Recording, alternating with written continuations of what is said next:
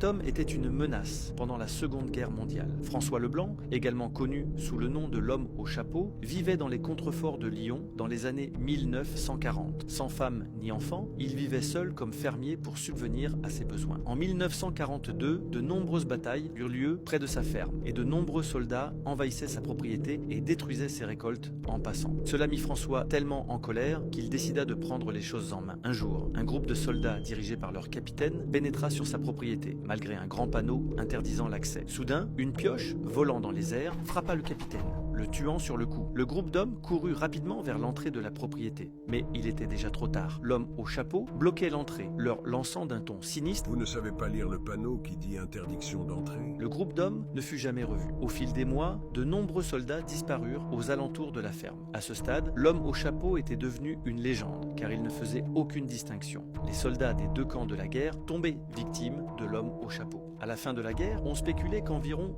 200 personnes avaient péri sur la propriété à cause de la persévérance de François. La légende de l'homme au chapeau n'était qu'une légende, jusqu'à ce qu'en 2008, des archéologues visitent la propriété. Ce qu'ils découvrirent non seulement confirma que la légende était vraie, mais que ce qui s'était passé était encore plus horrifiant qu'ils n'auraient jamais pu imaginer.